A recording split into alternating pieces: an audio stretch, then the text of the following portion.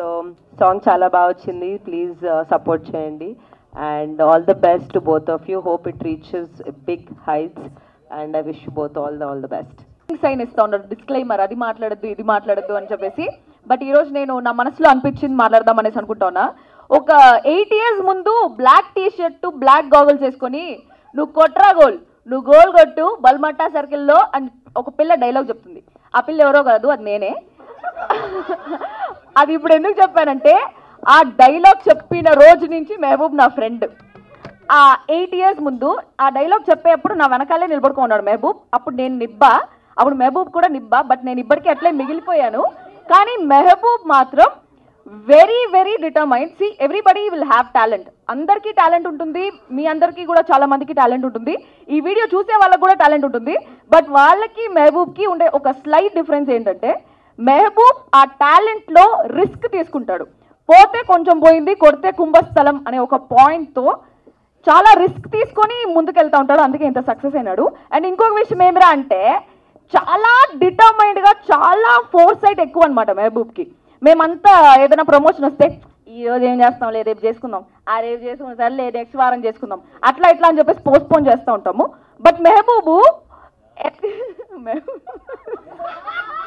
Oh my God, but okay నాకు అట్లా పిలిచి అలవాటైపోయింది. బట్ మెహబూబ్ ఎట్రా అంటే ఎప్పుడో ఒక 10 years తర్వాత ఏం చేయాలి అనేది కూడా ఇప్పుడే ప్లాన్ చేసుకుంటూ ఉంటాడు. That is very motivating. ఎప్పుడు అనుకుంటూ ఉంటా, శ్వేత చెప్పినట్టు మేమందరం అనుకుంటూ ఉంటాం, అరే మెహబూబ్ చేస్తా ఉన్నాడు, మనం ఏం చేస్తూ ఉంటాం రా జీవితంలో అనేసి అనిపిస్తూ ఉంటుంది. So he has grown on his own. వెనకాల ఎవరి సపోర్ట్ లేకుండా తన ఓన్ డిటర్మినేషన్తో, తన ఓన్ హార్డ్ వర్క్తో అండ్ ప్రతి ఒక్కటి ముందే ప్లాన్ చేసుకొని ఇంత దూరం వచ్చి చాలా సక్సెస్ఫుల్ అయినాడు. ఆల్రెడీ ఒక సాంగ్ సూపర్ డూపర్ హిట్ అయింది. ఆ సాంగ్ అప్పుడు కూడా చాలా కష్టపడినాడు. ఉత్త కాలుతో విత్ బేర్ లెగ్స్ ఐస్ మీద నడిచి కాలు ఇంకొంతసేపు ఉంటే లోపల ఉండే రక్తమంతా గడ్డగట్టేసి ఉంటుంది. అట్లాంటి సిచ్యువేషన్స్లో కూడా Mehboob gave his best.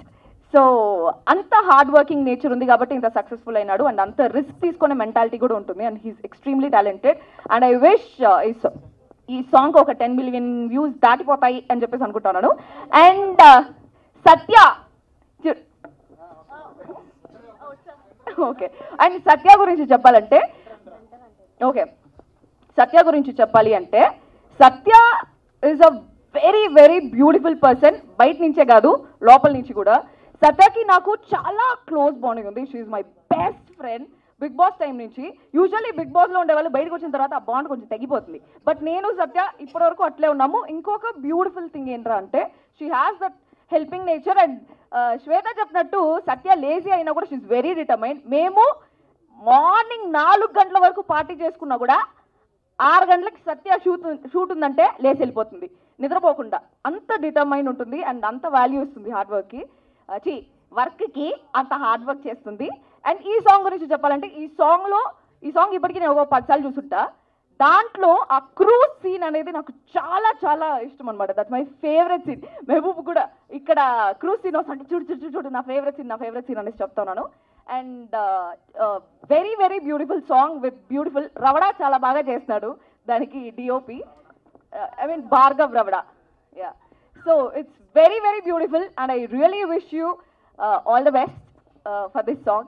Next song ఒక అంటార్టికా, స్విట్జర్లాండ్ అట్లా షూట్ చేయాలి, నాతో చేయాలి అనేసి కోరుకుంటా ఉన్నాను. Thank you.